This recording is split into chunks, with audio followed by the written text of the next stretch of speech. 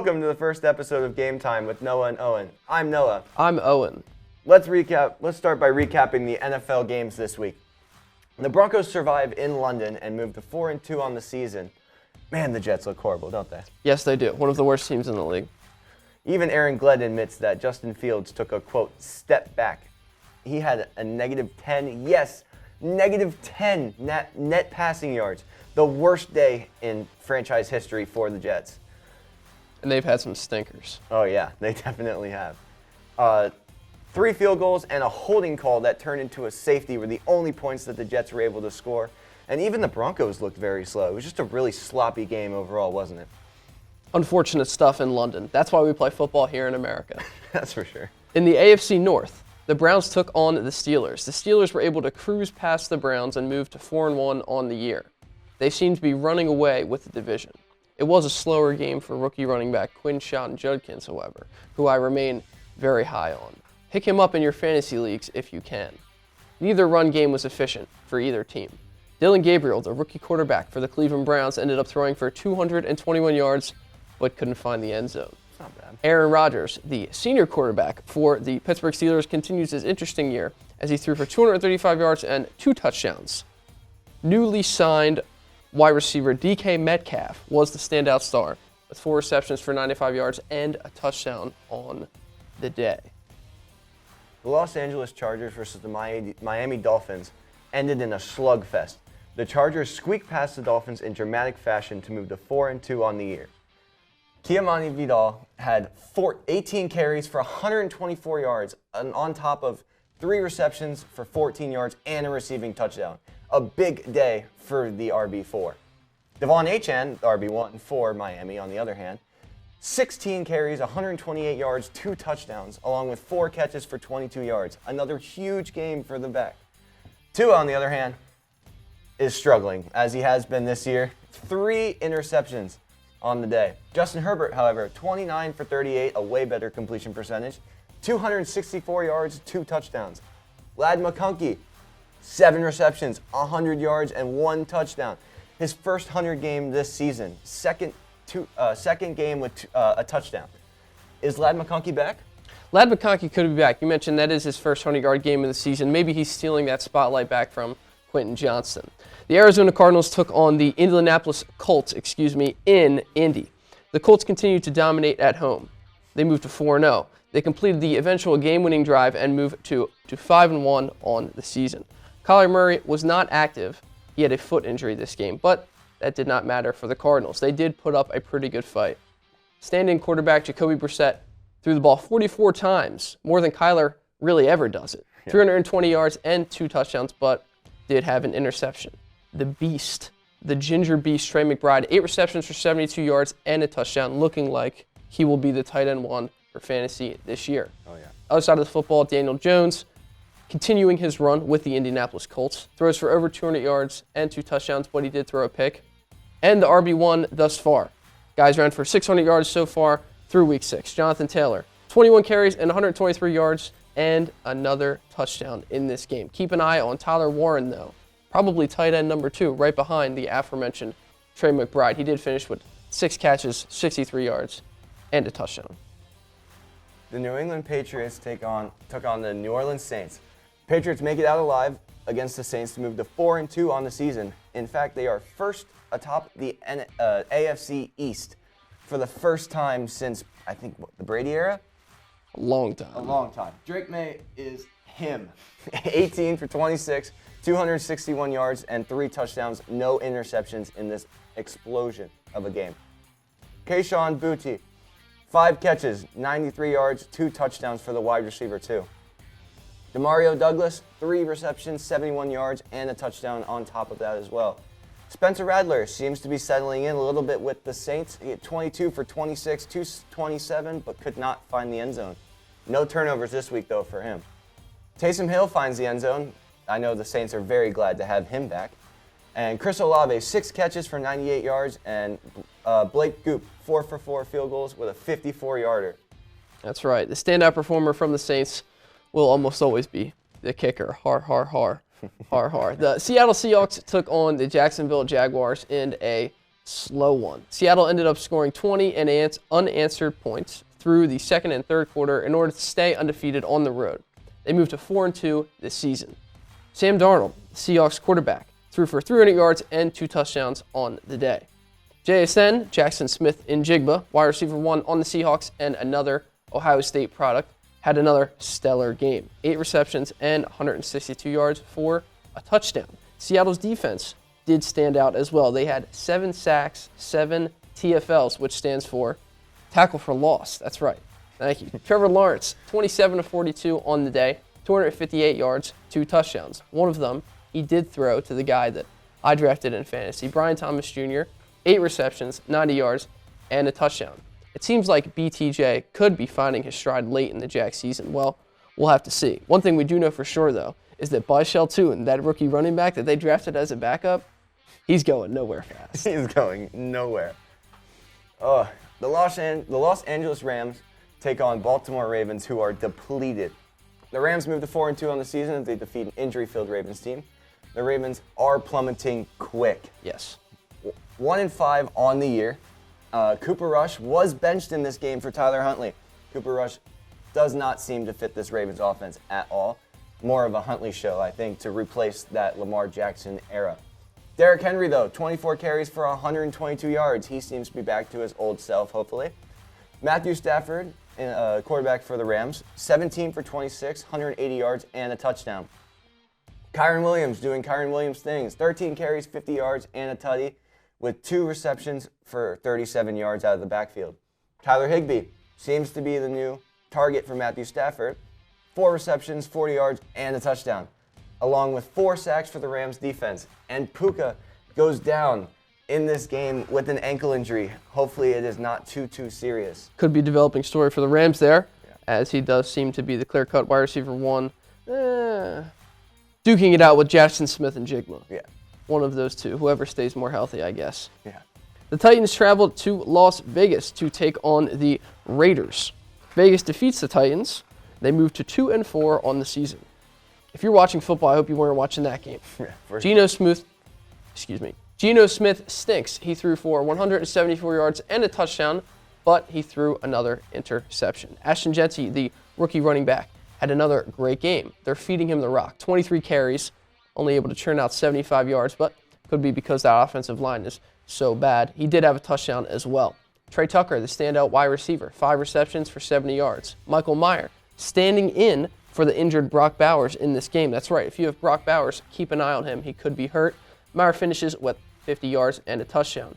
Vegas' defense was the story. They had 6 sacks on the rookie Cam Ward, 2 fumbles lost and an interception on the day for Ward, only throwing the ball to Van Jefferson, who had 4 catches for 75 yards. Another player I'd like to talk about in this game, Jacoby Myers.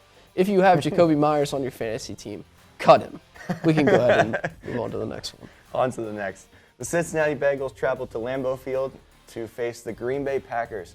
The Packers win following the bye week and are now 3-1-1 and undefeated at home this year so far. Jordan Love, another solid game. 19 for 26, 260, a touchdown and an interception. However, it was the Josh Jacobs show. Yes. Following the bye week in Lambeau, he goes 18 carries, 93 yards, and 2 touchdowns. On top of that, 5 receptions for 57 yards. That is almost 140, 150 yards of total offense from the stellar running back. Tucker Kraft also found the end zone again from Jordan Love. Matthew Golden, the rookie standout, 3 receptions for 86 yards. Joe Flacco had his first start in a Bengals uniform. Solid start, I would say. Too bad you're facing the Green Bay Packers. Made him throw the ball 45 times. Yeah. The meat's falling off the bone. Oh, yeah. 29 for 45, 219, and 2 touchdowns. Jamar Chase finding his stride with the new quarterback. 10 receptions, 94 yards, and a touchdown to end the day. That's right. We move to the extremely injured San Francisco 49ers. That seems to be the story with this team year in and year out. They traveled to Tampa Bay to take on the Buccaneers. The Bucs did roll past the Niners in this one. They moved to 5-1 on the season. However, the Niners QB standing in for Brock Purdy, Mac Jones, threw for a whole lot. He was unable to find the end zone, though, finishing with 347 yards and 2 interceptions. That's right. Never good when you throw to the other team. Yeah. Christian McCaffrey, 17 carries and 15 yards with a touchdown on the ground, 7 receptions and 57 yards through the air. Getting so many touches. If you have him in fantasy, you must be happy.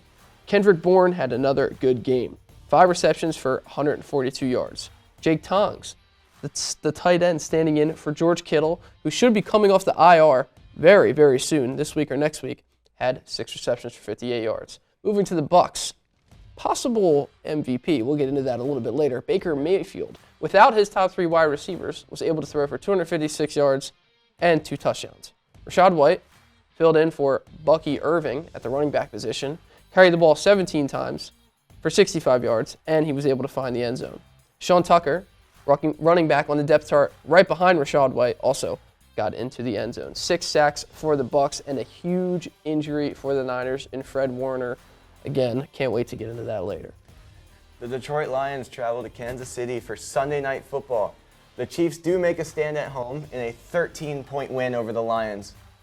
Jared Goff, however, played pretty phenomenal. 23 for 29, 200 yards passing and 2 touchdowns. Jahmyr Gibbs, ton of touches out of Jahmyr Gibbs, but only 65 yards on the ground. Jameson Williams having a Jameson Williams game. 6 catches for 66 yards and a touchdown. A lot of 10-plus receptions from him. Sam Laporta, another guy that loves to find the end zone, especially in the red zone. 5 catches, 55 yards, and a touchdown. Amon-Ra St. Brown with the weirdest stat line I've ever seen. 9 catches for only 45 yards. PPR. If you do a PPR league in fantasy, you are very happy with 9 catches is 9 catches. Yeah. We take 9 catches. That is very true. On to the Chiefs. Patrick Mahomes making another MVP push as well. 22 for 30, 257 yards, and 4 total touchdowns, 3 passing, 1 rushing. Travis Kelce seems to be still the top target for Mahomes this year, 6 catches for 78 yards. Hollywood Brown came out of nowhere, 4 catches, 45 yards, and 2 touchdowns. So did Xavier Worthy, found the end zone as well. And then the game ending in probably Lions versus Chiefs fashion. Brian Branch, knocking out Juju after the game, is now suspended for 1 game without pay. That's right. That's what happens if you do that against the Kansas City Chiefs. Against the Eagles, though, should be in good shape. Buffalo Bills travel to Atlanta. ATL Jacob. They take on the Falcons, who were able to move to 3-2 on the year after a big upset against the Bills. Josh Allen was a little careless in this one, showing his inner Brett Favre. You can't be careless with the football. It will not lead you to good places. He throws 2 picks in this one, was able to get to 2 TDs and 180 yards through the air. However, they lost the game. James Cook started the game slow, but ended with 17 carries and 87 yards. There was an equal share of receptions across the wide receiver room. That said, I would drop Keon Coleman and keep Khalil Shakir if you're able to. Michael Penix Jr. throwing the ball for 32 times, completes 250 yards and a touchdown. Bijan Robinson was the standout, though. Penix looking comfortable in the pocket. He's able to sling it out to Bijan whenever he feels like it, and he's going to pick up, in this one, 170 yards on the ground, 81 yards in the air. Monster fantasy performance. Yeah. Tyler Algier also found the end zone, the backup running back, and the number 1 wide receiver on the Falcons and in that division. Drake London went off. 10 receptions, 158 yards, and a touchdown for the USC product. He is a beast, and he is a guy I will be keeping my eye on for the rest of the year. And that was the 2nd straight week he's had a monster game like that. Real quick, I'll pitch in there. 16 targets. 16 targets for Drake London. Yeah. Those are Puka numbers. Yeah, they are. Wrapping up Monday Night Football, the Chicago Bears versus the Washington Commanders. The Commanders turned the ball over 3 times to the Bears as they drop one, 25-24 in a nail-biter. Jaden Daniels, 19 for 26, 211, and 3 touchdowns, and had a crucial interception. However, it was in the first quarter, so it wasn't too impactful. Chris Moore, Zach Ertz, and Luke McCaffrey all found the end zone. Caleb Williams for the Bears had 17 for 29, 252, and a touchdown. A solid game out of Caleb Williams. He seems to love doing that against NFC East teams. DeAndre Swift has a breakout game in primetime. 14 carries, 108 yards, along with 2 catches for 67 yards and a touchdown. Yeah, I think we all know why that happened. 175 total yards on the game. And then Jake Moody, The 49ers hated him, dropped him. The Bears pick him up, and on the practice squad, their starting kicker goes down. Jake Moody, 4 for 5, and a game winner to beat the Commanders. That was a game, wasn't it? Some big storylines across the league include some injuries. One that we touched on earlier. Fred Warner, 3-time All-Pro linebacker for the San Francisco 49ers. One of the best linebackers, if not the best linebacker in the league, has been ruled out for the season with a dislocated ankle. That's right, they took him off on a cart and in the air cast, which is not good. That usually does not mean good things. Left tackle Ronnie Stanley did not return in the game against the Rams, and that's just another huge hit to the Ravens, isn't it? Super unfortunate, as they already have some other injury problems. Already starting 1-5 too. This is not fun for Baltimore fans. However, some good news, some light. Lamar Jackson and Roquan Smith are both expected to return to action following the bye week coming up. What kind of turnaround do you expect from the Ravens granting the return of these key players? This is one of the teams that Roger Goodell and the NFL want to be at the top of everything. They want to have them on the media pages. They want to sell Lamar jerseys. They want people to be wearing the purple and black.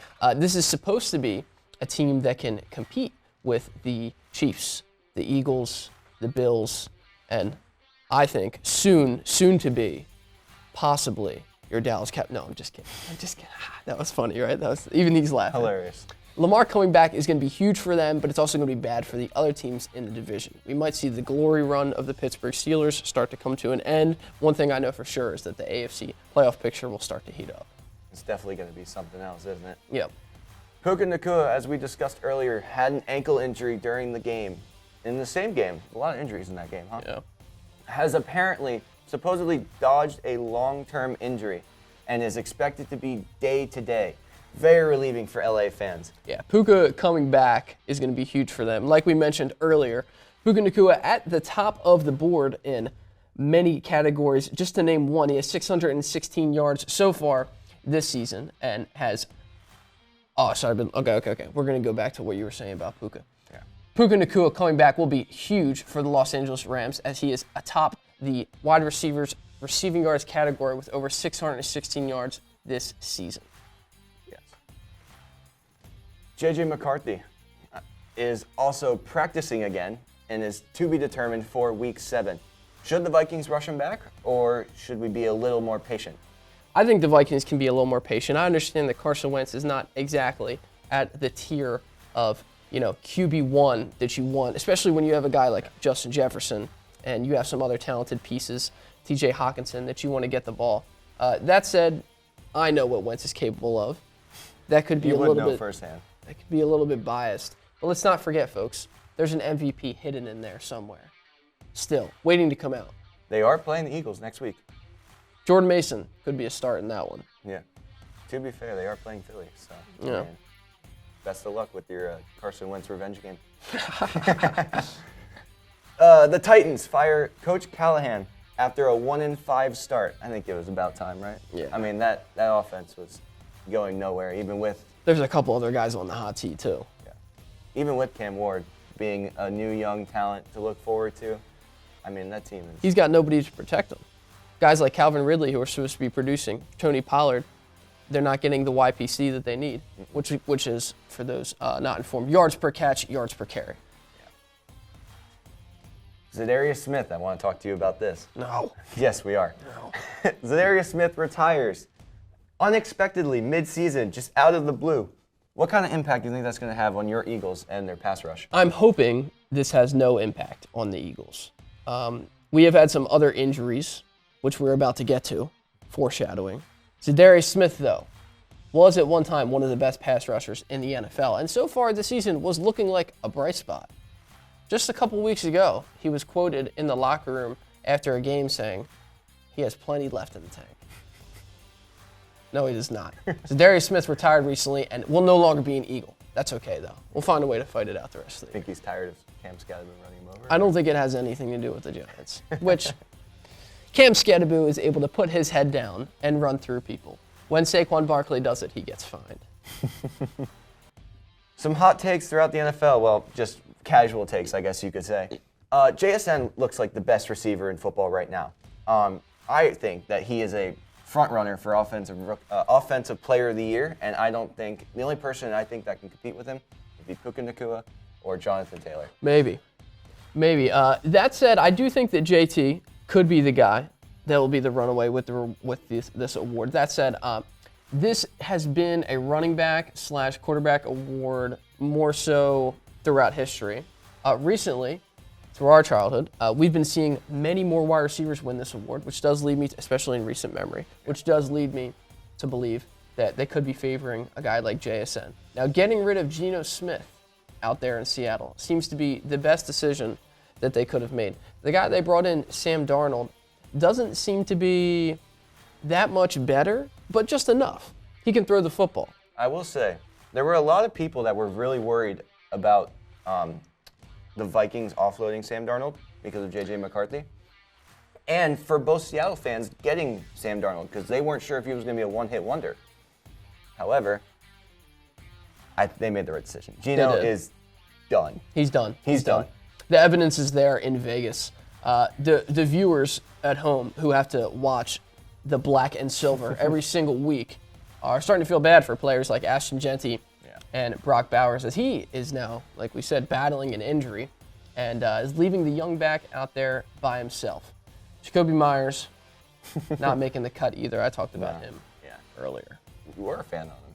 You were a fan of him early. No. And we forgot how bad Geno ended up being. No, we'll walk that back. I was never a fan of Jakobi Meyers. Okay. A take of mine. Spencer Rattler seems to be finding a stride in New Orleans. 6 touchdowns and only 1 interception in the last 5 games. The team might be struggling, but he looks like a competent starter right now. What do we think about that? I'm thinking that I've seen plenty of footage of Spencer Rattler in the past on the QB1 show. If you were like me and you enjoy Netflix, then maybe you tuned into QB1, you got to see some Spencer Rattler action. And he's a diva. I can't take this guy serious. I understand he's been in the NFL going on season number 3 now. Something like that. So he kind of feels like he's getting comfortable. Maybe he had Baker syndrome at the start and he thought that his personality was going to be too big and now he's finding his own. There are other teams and other quarterbacks to look out for. I think that Spencer Rattler could finish with a great season, but he'll never be considered that kind of quarterback for me. And when I say great season, I mean like for that division because that division. Let's be real, he won't ever really break the top 10. Yeah. However, we did watch that London game, and that was probably the worst way for the NFL to promote football across the world. However, Jets are 0-6. Yeah. This is probably one of the slowest starts the Jets have had, and that's saying something. Is it time to clean house? I think the Jets should have cleaned house a long time ago. The Jets are not a serious football team. Everybody knows that. Zach Wilson was a blip. You think about the Zach Wilson period, and that it doesn't even stand out. You just brush right over it. That's the sign of a terrible, terrible quarterback. It's a bad decision by the front office. Same thing with Sam Darnold's stint there. He was bad then, now he's good. But when you think of Sam Darnold, you don't think of a Jets jersey. No. Geno Smith was a Jet. Nobody ever thinks of him as a Jet. It's kind of like the Manchester United of the NFL right now. Players are going there, and they're dying. Their careers are dying. It's a shame. It is a shame. Free Garrett Wilson. Yes. Free him. He's a great young talent that is just being wasted. Another Ohio State wide receiver, Garrett Wilson. All right, this is the part where everyone skips the YouTube video, but it's okay. The Dallas Cowboys showed why they were the worst defense in the NFL on Sunday, both stopping the run and the pass game. Rico Dowdle, the former Cowboy running back, had 239 total scrimmage yards. That's 200 plus for the second straight week for the back. And a receiving touchdown alone. That's not okay.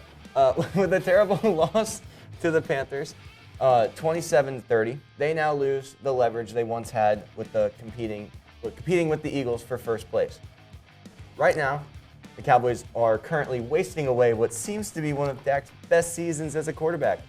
Dak in the last 3 games has a total of 817 passing yards, 10 touchdowns, and 0 interceptions. Wow. On 71% completion. Surely you guys are undefeated in those last 3. Yeah, surely, except for the fact that our defense is allowing 89 points during this stretch. Oh, no. That's However, 30 the game. Cowboys still sit in third place in NFC East with only a game back from the Commanders. Yes. Dak is playing at an MVP level right now, and you can sue me. George Pickens, these are just some bright spots. George Pickens is playing like the top 5 receiver he said he was, and the one that was hiding from Pittsburgh. And is very entertaining to watch, I will add. Ryan Flanoy, yes, that's how it's said, looks like a very valuable wide receiver 3 and seems like he will end up replacing Tolbert down the road. I think Tolbert's days are done in Dallas. Another bright spot on the offense, because that's the only bright spot on this team. Yep. Jake Ferguson is currently playing like a top 5 tight end. Some would say top 3, but we're not going to go there. Defensively, on the other hand, Maurice Liufau looks like a hard-hitting linebacker that could be a really good sub-linebacker or even a starter, stopping the run up the middle. Still creating turnovers, but Dak needs to score about 40 points a week to win football games, and that's just not sustainable long term. However, next week is a very important game for Dallas as they hopefully get CeeDee Lamb back, and Overshown is making great progress. It's good to hear.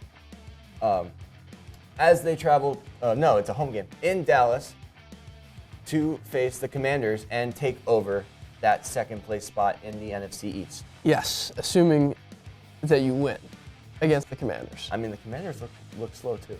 Yeah, the Commanders look slow, and you know who else looks slow?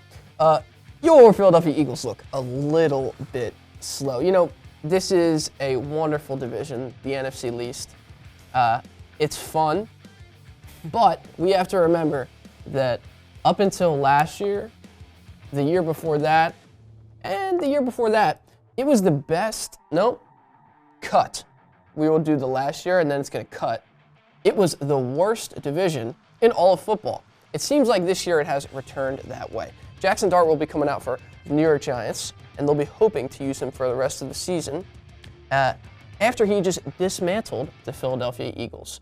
Unfortunately for the Eagles, there are the same issues that keep popping up each and every year, even the years that we're able to make it in the playoffs into the Super Bowl. There are a lot of elementary school mistakes. One that stands out to me, lapses on crucial third down. The Eagles' defense seems to let themselves into many third and short situations in which they can't do anything. Vic Fangio throws away the playbook on third down. It's very, very frustrating. And on the other side of the ball, we are getting way too many 3rd and 8s. 3rd and 7, 3rd and 8, 3rd and 9. That's what I think of when I see a Jalen Hurts jersey now. I see a graphic on the field that says 3rd and 7 because we have so many yards to go. We get 3 yards on 4th and 4, punt it away. Or you see him under center, right? We don't. You don't see him under center. Push, That's the only time. 4 times in a row. That's the only time. Yeah, didn't it work though? That was crazy, but boring to watch. That's the only time that we'll put him under center is with the tush push. We made it all the way to a Super Bowl, put in Carson Wentz, and then he got hurt, and Nick Foles under center, and letting them step back, get their bearings, see the whole field. I don't think Hurts likes shotgun as much as he says he does, but we'll see. That's something else with Hurts. What's going on with the relationship between AJ and Jalen? You're talking about a whole lot of positives with the Cowboys. I'm only stuck on the negatives here with the Eagles. AJ is going to keep posting cryptic messages to Twitter and weird Joker edits on his Instagram account, as if any of that is supposed to convince us that he's still a top 5 wide receiver in the league. I'm afraid that the relationship could be slightly damaged, but we do have to remember, I like citing last season when the first 4 to 6 weeks we did not play well. And then all of a sudden, a switch flipped and AJ was a dog and the defense did its thing. Now, is this just early season woes? We'll have to see. I think we can put most of the blame on Kevin Patullo, the offensive coordinator, but I also think that we can put some on the young and hurt defense. We'll be looking out for Quinyon. We'll be looking out for Jalen Carter in weeks to come. But, man, I think that we have a lot more negatives than positives over here in Philly right now. It's not much different in Dallas. And we're 4-2. Yeah. We're 4-2 atop the division. Isn't it so hard to be an Eagles fan? It's even harder to be a Cowboys fan. I'm sorry. I'm sure. It's been 18 years of just suffering. But it's okay. I have false hope that something will change. Probably once Jerry retires, but we'll see.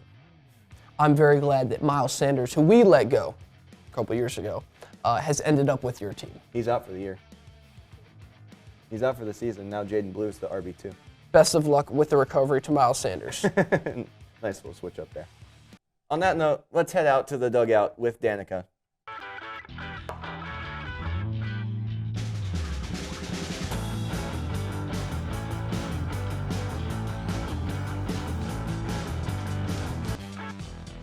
Thanks, guys. Welcome to the Dugout with Danica, where the bats are hot, the takes are hotter, and unfortunately, the Phillies are not moving on. I know. Let's rip that Band-Aid off right at the top. The Titans gave us a roller coaster of a postseason, but it all ended in a heartbreak with that brutal 11th inning error by Orion Kirkering. Bases loaded, 2 outs, routine grounder, and it just got away.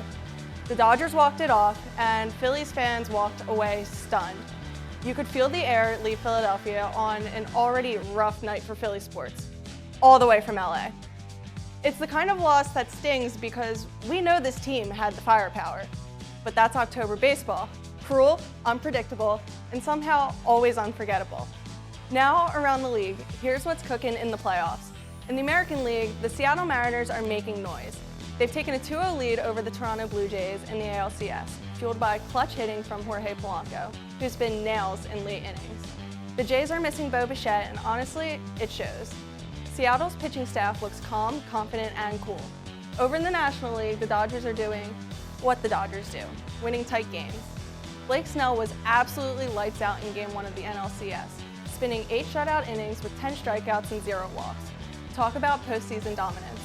And get this, one of the wildest plays you'll see this October came in that very game.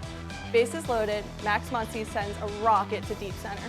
Brewers outfielder Sal Frelick goes back, it bounces off the wall, pops out of his glove, and back into his glove.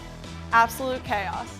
Dodgers base runners got confused, and somehow the Brewers turned it into an 8-6-2 double play. What looked like a grand slam turned into an inning killer. You can't make that up. Meanwhile, Mookie Betts is proving that you can't pitch around Shohei Ohtani without paying for it. Mookie's drawn multiple bases-loaded walks. Driving in runs the patient way. He's turned safe strategy into scoreboard damage. Now here's my bold prediction. Get ready for a Brewers-Mariners World Series. And I know, Dodgers fans are gonna come for me. They've been lights out, but hear me out. The Brewers have that scrappy, nothing-to-lose energy, and the Mariners, they're built for the moment. Their bullpen is nasty, their lineup is finding clutch hits, and they just feel like the team on a mission. So as much as it pains me to say, Philly's out, the postseason drama is just heating up. October baseball is delivering exactly what we live for: chaos, heartbreak, and heroics. Back to you guys. Thank you, Danica. Now time for some basketball news. The NBA preseason kicked off 2 weeks ago with the Sixers in the first game, and they did lose to the New York Knicks, 99-84. That said, Sixers' first-round draft pick, VJ Edgecombe, finished with 14 points and 6 rebounds. He looked bouncy as ever. Electric player. Last week, the Sixers fell 128-98 to the Orlando Magic. This time, it was small point guard Kennedy Chandler who stole the show, scoring 16 points on 44% from the field. Between Kennedy Chandler and VJ Edgecombe, as well as the Sixers' big man, Adem Bona, their young core could be something to watch out for. Keep an eye on what could become one of the most dynamic backcourts in the East. Go Sixers. The Magic are tied with the Milwaukee Bucks atop the East thus far in the NBA preseason at 3-0.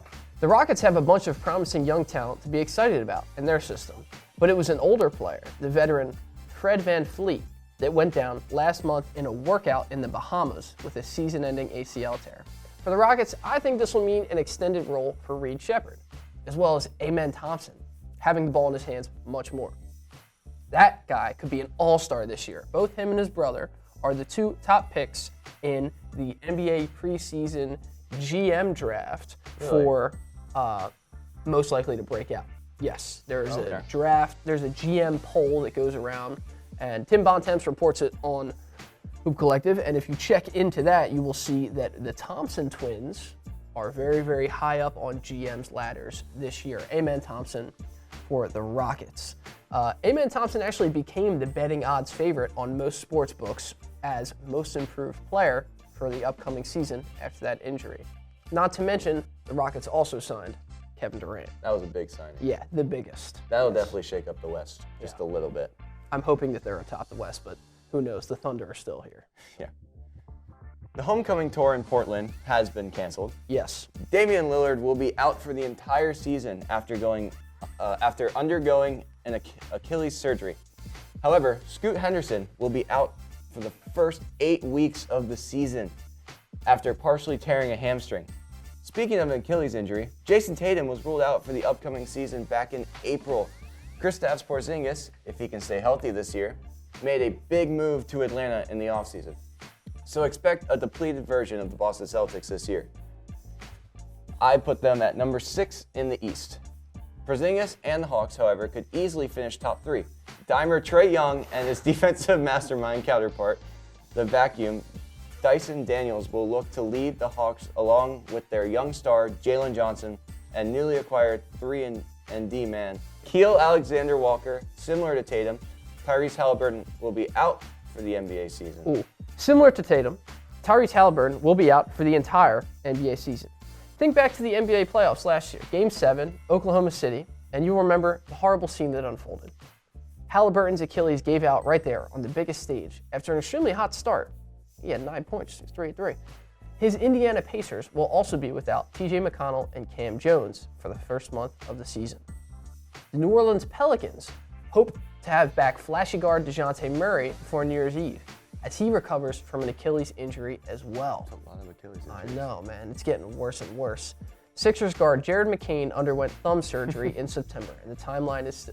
Isn't that funny? This is probably the funniest injury that I saw this offseason. Sixers guard Jared McCain underwent thumb surgery in September. The timeline is TBD. The Wizards also have some young talent with thumb issues, as Bilal Coulibaly, a tremendous defender, will be further evaluated for his injury this week. There's more preseason action coming. There's some tonight, there's some later in the week. That'll do it, though, for the NBA. Now we're going to kick it to Owen for some extra time. There was no Premier League action this weekend. Arsenal remains atop the table with Liverpool close behind. Chelsea are into 7th place with a big win last time out against Liverpool. They will actually travel to Nottingham to take on Forest at 7:30 in the morning this Saturday. Go Chelsea, that's right. Surprise team Bournemouth have started the season in incredible form, finding themselves tied with Tottenham for 3rd in the table with 14 points, led by striker Antoine Semenyo, who has 6 goals in his first 6 games. Erling Haaland of 5th place Manchester City has started out this season on an absolute tear, scoring 9 goals through the first 7 games of the season. He's also scored for his 10th game in a row over the weekend in a friendly for his home club, Norway. In that game, Haaland finished with a hat-trick. Other strikers across the Premier League have struggled a bit, such as Alexander Isak and Yohan Wissa. They're off to rocky starts. They're trying to get their footing at new clubs this season.